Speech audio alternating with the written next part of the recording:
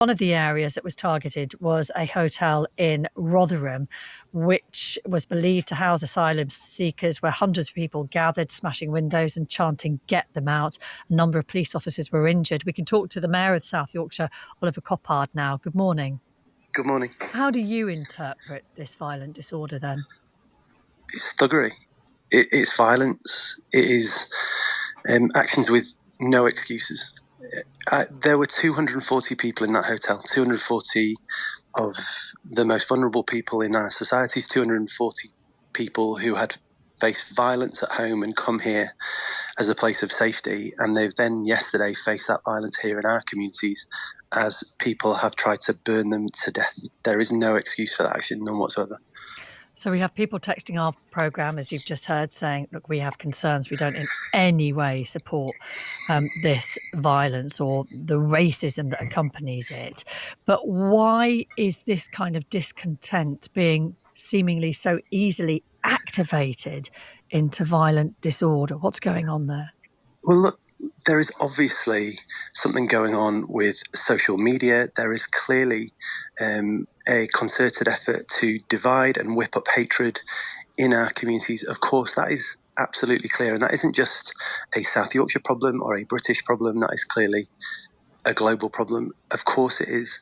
But it can also be true at the same time. There is poverty in our communities. There are challenges in our communities. But at the same time, that is no excuse. There is never an excuse for what we saw yesterday. There can never be an excuse. We are a democratic country. We have rules and we have laws and we have elections. We have ways for people to solve their differences and make their voices heard. And what we saw yesterday could not be further away from that.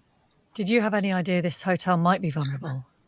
Look, we knew. I was with police clearly all day yesterday. I was in the command room with police and speaking to police beforehand. These things are always very difficult because you never know. Intentionally, those people who are intent on violence do not let the police know that they are intent on violence, of course.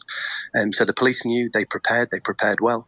Actually, though, you never know. You can never tell. And police resources are stretched right across the country. So, look, we will have time, won't we, over the coming days, weeks and months ahead to work out how we respond to this in terms of the police, in terms of laws, in terms of what we do next. But right now, absolutely right now, our focus has to be on helping that community to recover. And I will be down there later today helping with the cleanup, and we will carry on that job over the next few days and weeks. Well, actually, but we have to focus on the real problems. Yeah, and actually, perhaps my first question should have been, how are the people who were in that hotel and how are they being looked after now? So the police and the staff from the company that run that hotel, I was with them late last night. They were waiting just off site to go and collect those people, rehouse them, rehome them. Physically, they're fine. Emotionally, though, I can't even begin to imagine. Look, my grandparents were refugees to this country. I'm now the Mayor of South Yorkshire. That's the country that we are. We've got to look after those people. Everybody has to feel safe, not just in South Yorkshire, but everywhere. And this violence cannot continue. And I completely support the Prime Minister in the Home Secretary and the words that they've spoken over the last 24 hours. And just finally, Yvette Cooper there was saying she feels that police do have adequate powers, that they have scope to widen their activities, if you like, coordinate with other police forces. Are you happy that the police where you are have everything they need to calm the situation and to bring about order within that community again?